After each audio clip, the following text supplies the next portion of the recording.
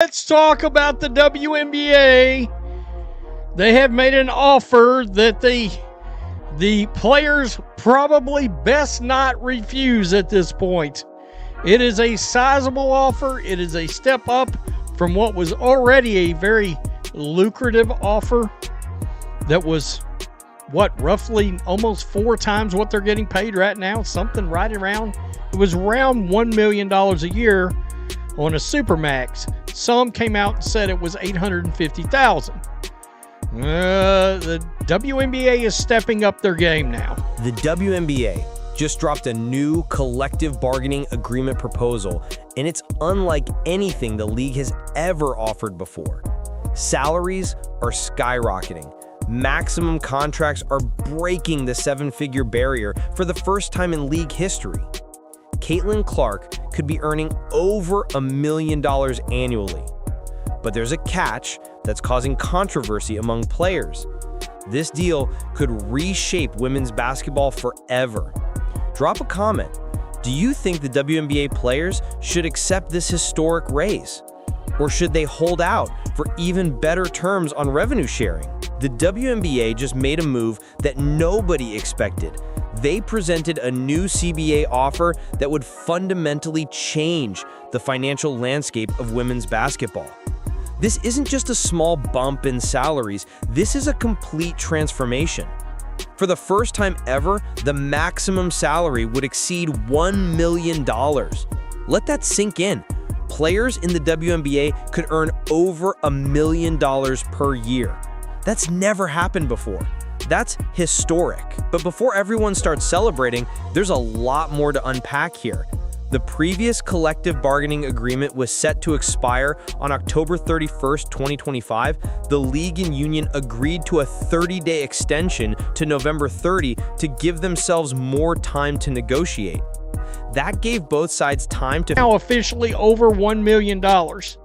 Now, part of this is, and this is going to be interesting because $1 million or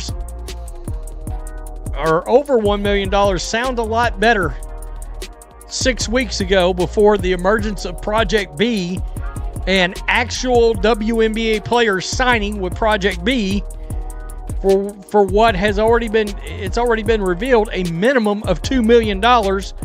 And I can tell you right now, Gumake, Alyssa Thomas, and Jonquel Jones got figure out what a new deal could look like. The WNBA apparently used that time to craft an offer they thought would be acceptable to players. According to reports, the new CBA proposal would start with the 2026 season and would include some serious salary increases. For players with 0 to 2 years of experience, the minimum salary would be $220,000. That's already a substantial increase from previous years. For players with 3 or more years of experience, the minimum would rise above $460,000. That's more than quadrupling the previous minimums. These aren't small changes. These are transformative numbers for rank-and-file players who don't make the maximum salary. The maximum salary would exceed $1.1 million per team member. And here's the important part. Multiple players per roster could earn that maximum salary. This is different from how maximum salaries work in many other sports, where only 1 or 2 players can earn the top tier. In this WNBA proposal, multiple players on the same team could earn over $1 million. That's revolutionary. That means teams could actually put together championship rosters where multiple stars are compensated at the highest level.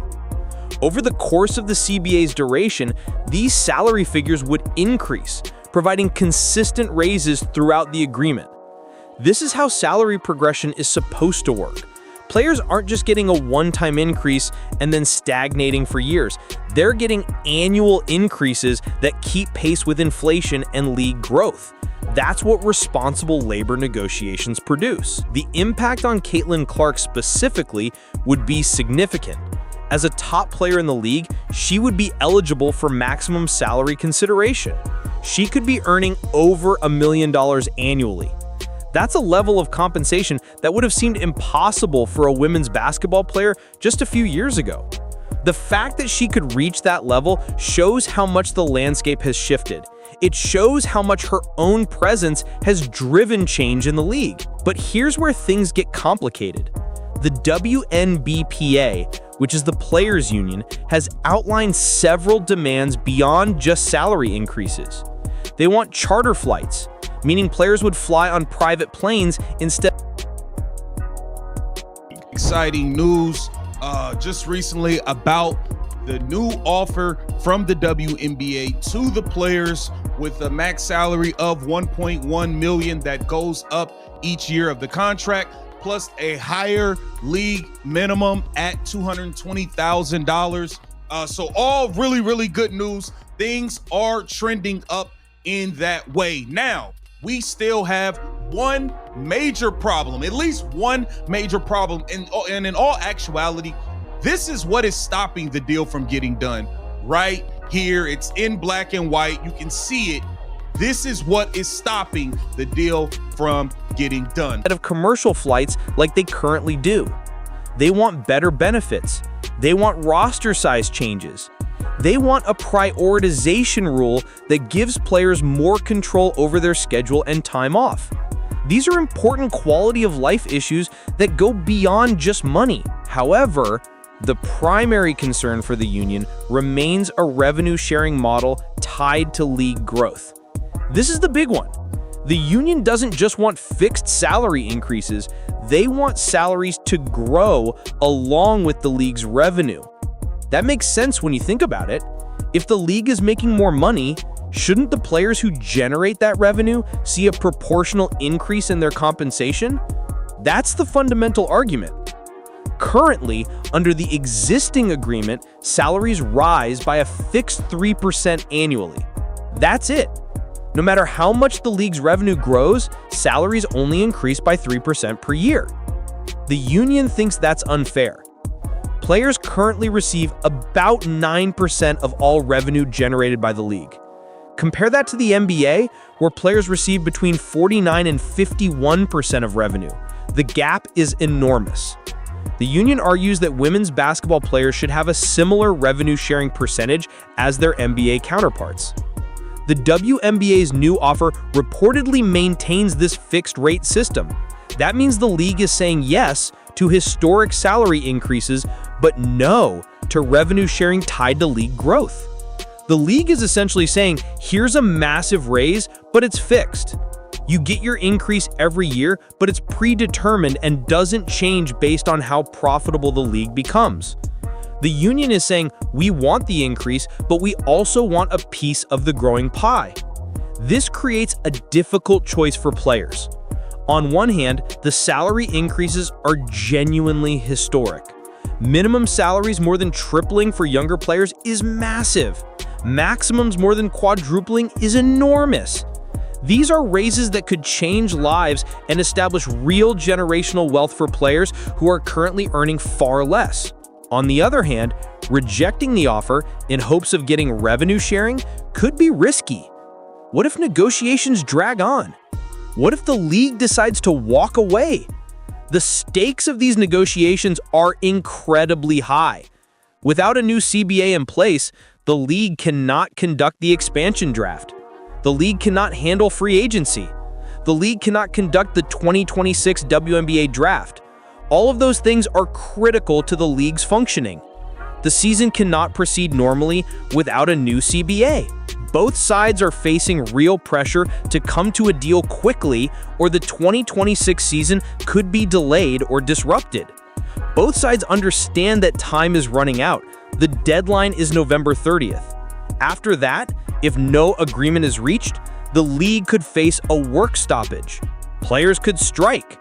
The season could be delayed. Neither side wants that outcome, but both sides are using the pressure as leverage in negotiations. The WNBA is essentially saying, we've offered historic raises, so you should be grateful. The union is essentially saying, we deserve more than fixed increases, we deserve to share in league growth. What's interesting about this timing is that it comes shortly after Alyssa Thomas signed with Project B, a Saudi-backed women's league. Project B is offering competitive salaries and is providing lucrative off-season opportunities for WNBA players. Nana Gomez signed with the league as well. These high-profile signings signal that there are alternatives to the WNBA. Players have options. That gives them leverage in negotiations. The WNBA knows that if they don't offer competitive compensation, elite players could defect to these new leagues. Project B runs from November 2026 to April 2027, which is basically an entire offseason replacement.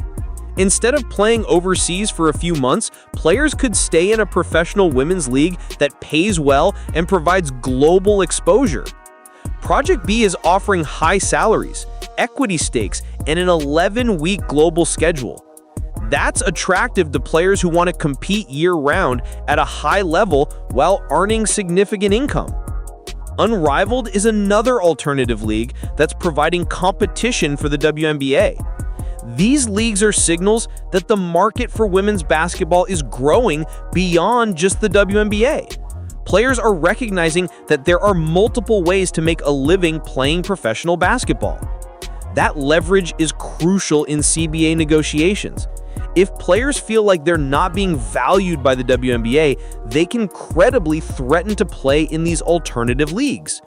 The fact that the WNBA is even making this offer shows that they're taking these alternative leagues seriously. The league understands that without competitive compensation, elite players could lose them to Project B, Unrivaled, and other emerging competitions. The offer of historic salaries is partly the WNBA responding to this competitive pressure. They're trying to keep their star players happy and committed to the league. From a business perspective, the WNBA's offer makes sense. They're essentially saying, we can't afford to tie salaries to revenue sharing right now, but we can offer these significant fixed increases that will be attractive enough to keep you happy. The union's counter-argument is the league is profitable and growing, so we deserve to share in that growth proportionally. Both perspectives have merit. The revenue-sharing argument is particularly compelling when you consider the trajectory of women's basketball. Viewership is up. Attendance is up. Media rights deals are getting better. The league is clearly growing. Players like Caitlin Clark are driving that growth. It makes logical sense that they should benefit proportionally from the league's success. The current system, where players only get 9% of revenue while the NBA gets 50%, seems fundamentally unfair. However, the WNBA's position is also